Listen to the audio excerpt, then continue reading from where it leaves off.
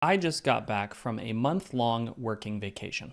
I took my family to a lake, and during the whole month, I worked half of the day and hung out with my family the other half of the day, and it was spectacular. But now we've come back, and we've tried to settle back into our routines. But I'm finding that it's a lot harder to get back into the writing routine that I had before I left. Now, there are a couple of factors for this, and I want to talk about them. I want to talk about some of the distractions that we face as we try to establish our writing routines and what I'm doing specifically, practically, to address them.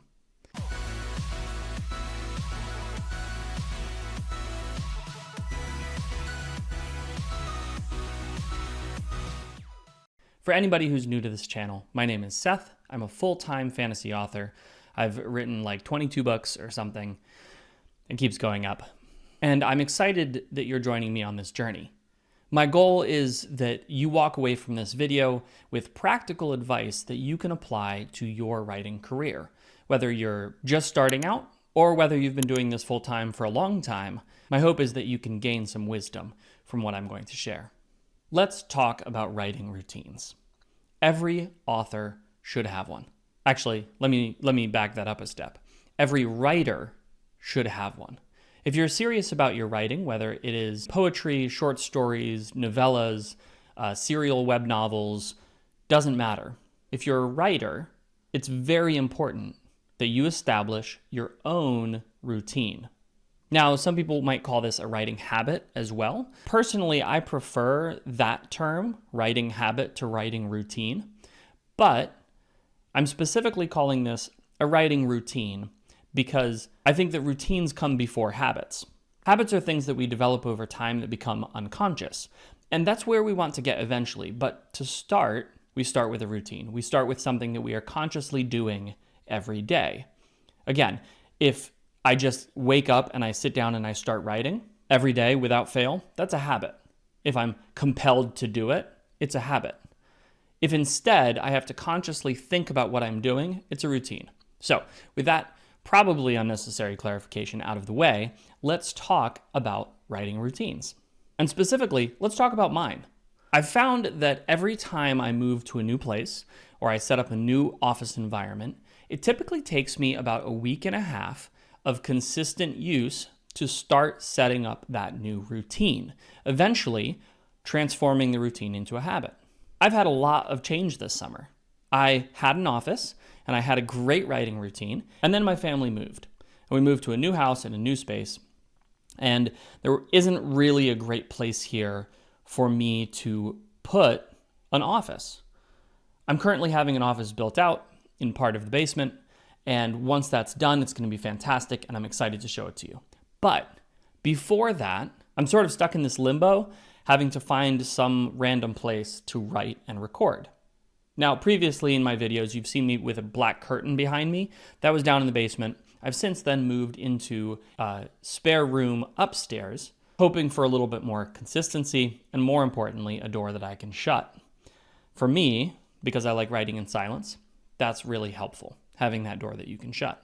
So you see, I have found this beautiful blank wall, and I'm going to be recording most of my videos for the next month or two here. But what does this have to do with a writing routine? Tangents aside, my writing routine, every time I've moved, has been shifted because things aren't in the same place. See, there are a couple of things that are really important. There are a couple of factors in establishing a routine. First, consistent space. Second, consistent layout. And third, consistent timing. If you want to establish a routine, you have to nail these three things. You have to have a consistent space, whether physical or virtual, that you plug into in order to do the thing that you're trying to do. You need to have a consistent layout of that space so that you don't have to waste your time looking for the things you need in order to complete your routine. And third, you need consistent timing. And that timing is actually really important. Now, this is also the piece that's probably hardest for most people because a lot of us just don't have super consistent lives. But if we can nail it, it's a huge boon because doing things at the same time every day hardwires our brain to turn our routine into a habit? Well, when you move or when something is upended in your life, those three things don't stay consistent. Your schedule changes, meaning your timing is all off. Your layout of the space you have is going to shift. Things are moved around.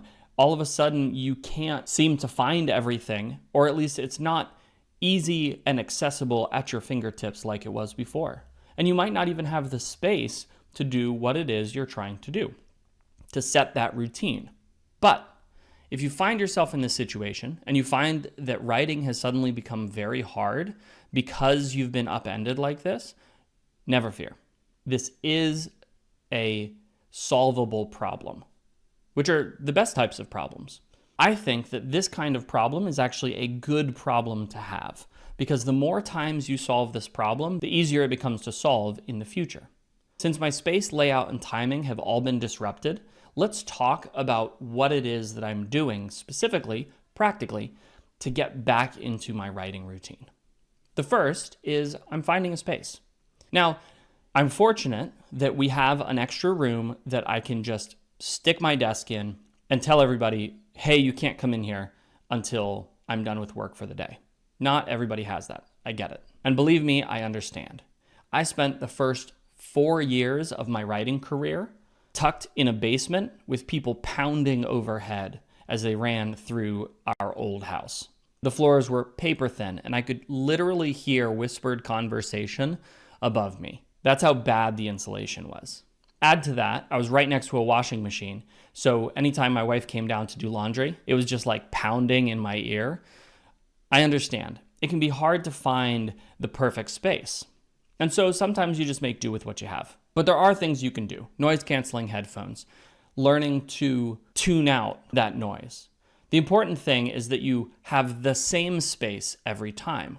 Now, I know some people say they like variety, they like writing here, writing there, writing it somewhere else.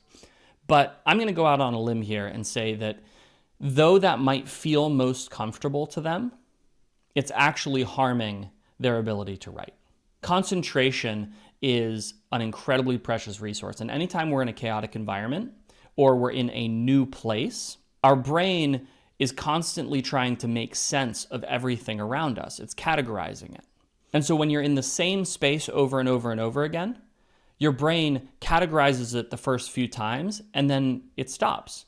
It doesn't need to categorize anymore. It doesn't need to identify what everything is. It doesn't need to watch for threats. It can simply exist in the space without thinking about them, which increases your focus and increases your ability to write. So if you're the kind of person who writes anywhere, you'll write at your desk, you'll write on your bed, you'll write sitting down on the floor, you'll maybe go to a coffee shop, you'll sit outside.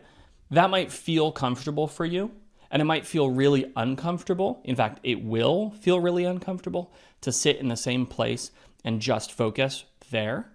But if you can teach yourself to do that, if you can spend the time to learn that skill of sitting in one place and focusing, you're going to find that your writing takes off. So for me, my practical step for establishing my space is just to carve out a little corner of the house for myself and then talk to everybody in my family and say, hey, I need to make a deal with you. While I am doing this thing, while I am writing, you cannot bother me. I will be available these other times, but during this period of time, I need your help in making this a quiet space. And actually, including other people in the establishment of your routines is really helpful because it's then not a solo effort. It's not just me who's trying to sort of steal the space for myself. Instead, it's our whole family working together to make sure that I can get my writing done. And maybe you're in a different situation. Maybe you have roommates. Maybe you live by yourself. But regardless, you can do that same thing. If there are other people around, you can go to them and say, hey, I'd really like to use this space for my concentrated writing time. This is what I'm attempting to do. I'd love your support in this.